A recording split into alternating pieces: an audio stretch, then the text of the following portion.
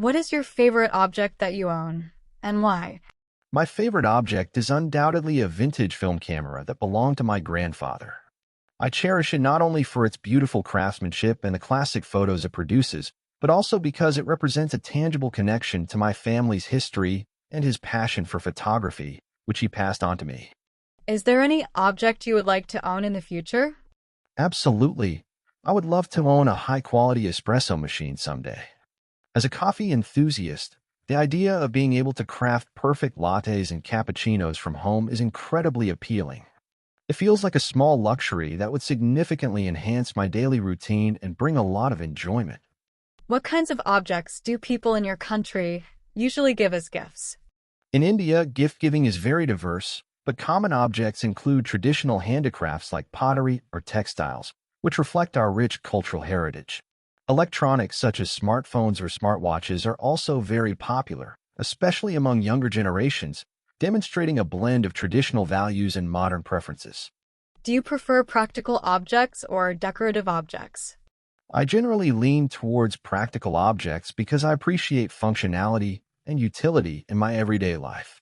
While decorative items can certainly add beauty to a space, I find more satisfaction in things that serve a purpose and genuinely make life easier or more efficient, like a well-designed kitchen gadget.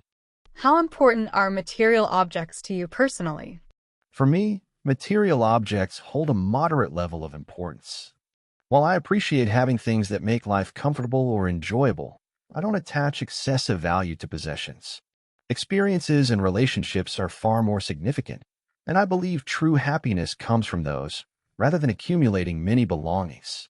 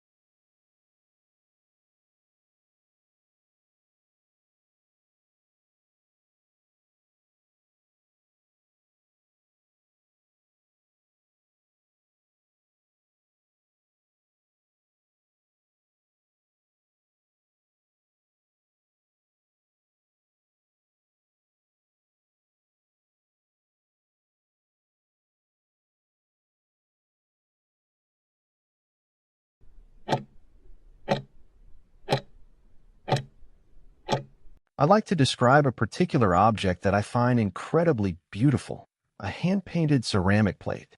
This isn't just any plate. It's a unique piece of artistry that holds a special place in my appreciation for craftsmanship and aesthetics. This exquisite plate was meticulously crafted through a multi-stage process that highlights traditional pottery techniques. It began as a lump of raw clay, expertly thrown on a potter's wheel to achieve its perfectly circular form and elegant curvature. Once shaped, it underwent an initial firing, known as bisque firing, which hardened the clay, preparing its surface for decoration. Following this, the true artistic work commenced. The intricate designs were painstakingly hand-painted onto the bisque using various underglazes, requiring immense precision and patience from the artist. Finally, a clear protective glaze was applied before it was subjected to a high-temperature firing, which fused the colors and glaze, giving it its characteristic glossy finish and durability. Visually, the plate is approximately 30 centimeters in diameter, featuring a slightly raised rim that frames the central artwork. Its color palette is predominantly deep blues, reminiscent of the ocean, interwoven with earthy greens and subtle hints of warm ochre. The patterns are a harmonious blend of abstract swirls and delicate floral motifs, seemingly inspired by nature but rendered with a contemporary flair. The glaze gives it a smooth, almost liquid appearance, reflecting light beautifully, and despite being mass-produced, the subtle variations in brushstrokes and color intensity confirm its handmade origin, adding to its charm. I find this plate particularly beautiful for several compelling reasons. Firstly, the evident dedication and skill involved in its creation are truly captivating.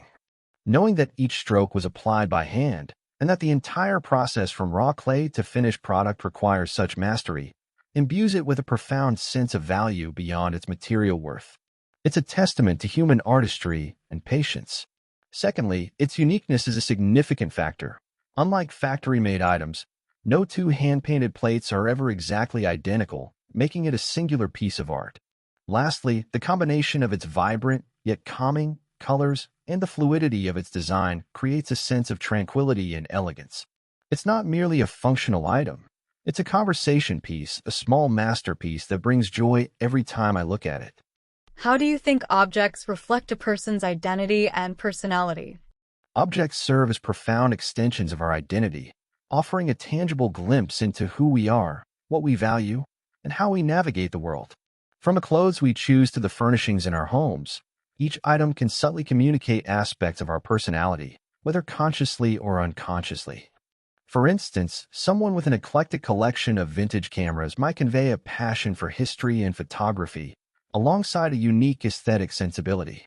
Similarly, an individual who prioritizes minimalistic, functional designs in their living space often projects an image of order, practicality, and a preference for simplicity over clutter.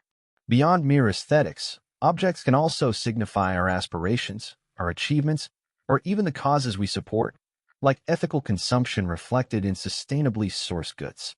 They are not just possessions, but visual narratives that articulate our personal story and position within society. In what ways do objects help us remember the past or feel nostalgic? Objects possess an extraordinary power to evoke memories and trigger deep feelings of nostalgia, acting as direct portals to our past. A simple worn teddy bear can instantly transport someone back to their childhood, recalling specific moments of comfort or play, while a souvenir from a past trip can vividly bring back the sights, sounds, and emotions of that particular journey. These items become repositories of personal history, embedded with emotional significance far beyond their material worth.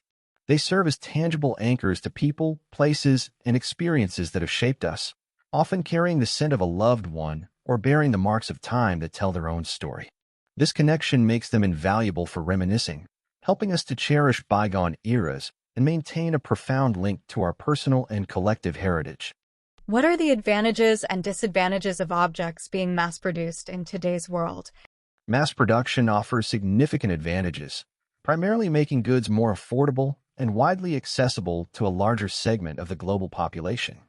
This democratization of products means that essential items, and even many luxuries, are no longer exclusive to the wealthy. It also ensures a consistent quality and standardization of products, which can be crucial for reliability and safety. However, the disadvantages are substantial. Mass production often leads to a diminished sense of unique craftsmanship and individuality in objects, as items lose their artisanal touch. Environmentally, it contributes significantly to resource depletion, pollution from manufacturing processes, and an alarming increase in waste due to the sheer volume of disposable goods. Moreover, it can foster a culture of planned obsolescence, where products are designed to fail, encouraging perpetual consumption rather than durability and repair. Do you think physical objects will become less important in a world increasingly dominated by digital technology? While digital technology undeniably offers unparalleled convenience and has replaced many traditional physical objects, I believe physical objects will retain significant importance, albeit perhaps in different capacities. Digitalization has transformed how we consume media, communicate, and even work, reducing the need for physical books, CDs, or documents. However, there's an inherent human need for tangibility and sensory experience that digital interfaces cannot fully replicate. Objects with sentimental value, such as heirlooms, photographs, or handmade gifts, will always carry a unique emotional weight that a digital file cannot convey. Furthermore, physical art, furniture, and practical tools will remain essential for our physical environments and daily lives. The future likely lies in a coexistence, where digital convenience handles transient needs, while physical objects continue to satisfy our desire for permanence, touch, and personal connection. What ethical considerations should people be aware of when purchasing or disposing of objects? When purchasing objects, ethical consumers should be highly aware of the supply chain, questioning where and how items are produced. This involves considering whether fair labor practices were upheld, ensuring workers were paid living wages and worked in safe conditions, free from exploitation. Additionally, the environmental impact of production, including resource extraction, energy consumption and waste generation is crucial. Opting for sustainably sourced materials, products with minimal packaging, and those from companies committed to reducing their carbon footprint is vital. Regarding disposal, the ethical imperative shifts towards minimizing waste. This means prioritizing recycling, composting biodegradable items, donating or reselling functional goods, and repairing rather than replacing. Ultimately, consumers hold a responsibility to make informed choices that support ethical production and contribute to a more circular economy, reducing harm to both people and the planet.